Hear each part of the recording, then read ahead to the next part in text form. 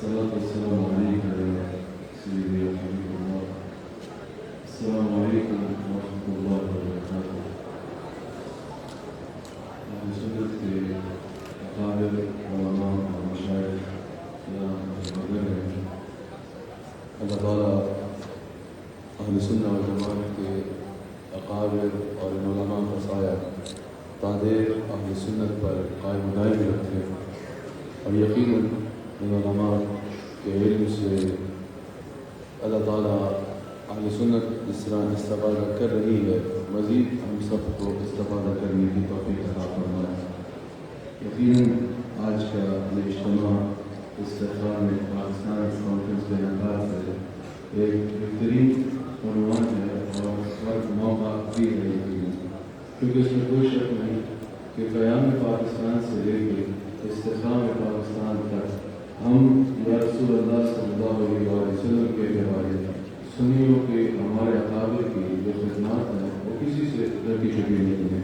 قیام پاکستان ہو تو اس میں ہمارے اقابر کا کردار واضح ہے، اس میں ہمارے اقابر کی محنت واضح ہے کہ قیام پاکستان کے لیے تاریخ اس بات کی گواہ ہے کہ جب لوگ نظریہ پاکستان کی مخالفت کر رہے تھے، جب پاکستان کے نظریے کی مخالفت لوگ کر رہے تھے، اس وقت قائد اعظم محمد علی جناح کے ساتھ شانہ بشانہ کھڑے ہو کے جنہوں نے قیام پاکستان کے لیے اپنا پوری وفاداری کے ساتھ کردار ادا کیا، وہ ہم یا رسول اللہ کے نوالے سنیوں کے اقابر تھے۔ اور مورخ اس بات کو بھی لکھے گا کہ قیام پاکستان کے لیے بھی جو کردار ادا کیا وہ ہم یا رسول اللہ کہنے والے سنیوں کے اقابر نے کیا۔ اور آج استحکام پاکستان کے لیے جب پاکستان کے لیے کبھی بھی مشکل وقت آیا، کوئی بھی مشکل وقت آیا، کسی طرح کا بھی چیلنج آیا، استحکام پاکستان کے لیے بھی پوری وفاداری کے ساتھ، پوری قوت کے ساتھ، پوری طاقت کے ساتھ اخلاص کی دنیا سے ماورا ہو کے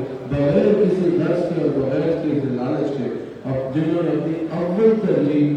اسلامی جمہوریہ پاکستان کو بنایا اور اپنی اول ترجیح استحکام پاکستان کو بنایا اور ہر طرح سے پاکستان کے ساتھ کھڑے ہوئے، الحمدللہ وہ ہم یا رسول اللہ کہنے والے سنی اور ہمارے اقابر ہے۔ الحمدللہ ہم نے ہمیشہ ہمارے اقابر نے قیام پاکستان ہو تب پاکستان کے لیے قائد اعظم کے ساتھ کھڑے ہوئے، بلکہ ہمارے بعض اقابر کا یہ جملہ تو تاریخ گواہ ہے اس کی، جنہوں نے قائد اعظم سے کہا کہ اگر اب آپ یا آپ کا کوئی ساتھی اگر رک بھی جاتا ہے تو ہم یا رسول اللہ کہنے والے پاکستان کو بنا کے رہیں گے۔ اسی طرح استحکام پاکستان کے لیے الحمدللہ ہمارے اقابر کردار ادا کر رہے ہیں، اور یقیناً انشاءاللہ ہمارے اقابر کا یہ کردار جس طرح آج یہ اجتماع بھی اس کا ثبوت ہے، جاری ہے اور جاری رہے گا۔ پاکستان کی محبت یا رسول اللہ کے ہمارے سنی کے سینے میں رچی ہوئی مسجد ہے، اور رچی بسی ہوئی ہے کیونکہ ہمارے اقابر کا کردار اس میں ہمارے سامنے ہے۔ مقدر کی محبت ویسے ہی خون میں رچی بسی ہوئی چیز ہوتی ہے،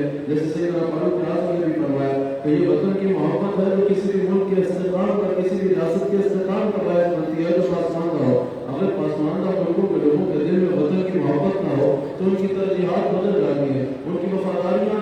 طاقتور جگہوں سے وابستہ ہو جاتی ہیں، ان کی توجہ طاقتور جگہوں کی طرف چلی جاتی ہے اور وہاں ہجرت کر جاتے ہیں۔ وطن کی محبت اگر ان کے دل میں نہ ہو تو استحکام ملک کا یا ریاست کا قائم رہ نہیں سکتا۔ اس وقت بھی الحمدللہ یا رسول اللہ کہنے والے ہم جو سنی ہیں، ہماری تاریخ بھی سامنے ہے اور موجودہ کردار بھی سامنے ہے، ہماری اول ترجیح پاکستان ہے، ہماری محبتوں کا مرکز پاکستان ہے، اور ہماری اس وقت اول ترجیح پاکستان کا استحکام ہے۔ ہم وہ لوگ ہیں، ہم ہی وہ لوگ ہیں۔ اگر کوئی تاریخ کی صرف ایک منٹ میں میرے بات کو محدود رکھنا ہے کہ صرف حضرت کے حکم سے قیام حاضر ہوا، کتاب کی مقصد کے لیے نہیں، لیکن یہ بات یقیناً ریکارڈ کا حصہ ہے اور ہونی چاہیے کہ جب پاکستان کے قیام کی بات آئی تھی اس وقت بھی جن لوگوں نے اپنے خون کے ذریعے بھی اس پاکستان کی تحریک میں زندہ روح ہو کی تھی وہ ہم یا رسول اللہ کہنے والوں کے اقابر تھے۔ تاریخ اس بات کی گواہ ہے، ہماری خانقاہیں تھی، ہمارے علماء تھے اور ہمارے اقابر تھے، اور جن کا مقصد صرف پاکوں کے خدادات پاکستان کا حصول تھا۔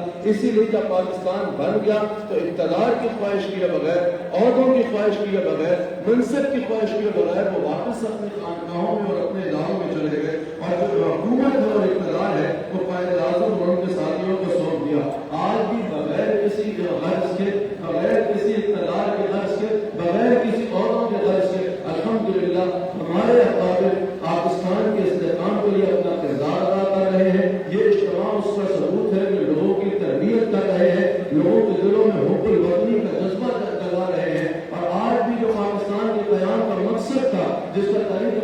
زمانے میں نعرہ بھی لگتا تھا کہ پاکستان کا مطلب کیا، لا الہ الا اللہ، دستور ریاست کیا ہوگا، محمد رسول اللہ صلی اللہ علیہ وسلم، اسی کی ضرورت کو پیش نظر رکھتے ہوئے علماء کا بڑا اجتماع اکٹھا ہوا، اور یقیناً یہ اجتماع اپنی ریاست کو یہ یقین دلانا چاہتا ہے کہ خون دل دے کے نکھاریں گے رخ برگ غلام، ہم نے گلشن کے تحفظ کی قسم کھائی ہے، اور یہ کوئی خوش آمد نہیں ہے، یہ کوئی کسی کی خوش آمد نہیں ہے۔ میں نے پچھلے دنوں بھی ایک کانفرنس میں، جس کو یقیناً آپ حضرات نے دیکھا، اور اس سے پہلے بھی جس میں بھی شاہد اس مجلس میں موجود ہے، اپنے سپاہ سالار حافظ عاصم منیر صاحب کے سامنے کھڑے ہو کے ایک سے زیادہ مرتبہ تو خطاب کی صورت میں ہی میں نے ان کے سامنے کھڑے ہو کے کہا کہ حضرت ہم اپنے اکابر کی سنت پر عمل کرتے ہوئے، اپنے اکابر کے راستے پر عمل کرتے ہوئے، قرآن کے اصول تعاون علی البر والتقوی ولا تعاونوا علی الاثم والعدوان کے تحت پاکستان کی سربلندی کے لیے جو قدم اٹھایا جائے گا انشاءاللہ یا رسول اللہ کہنے والے اس کے ساتھ ہوں گے۔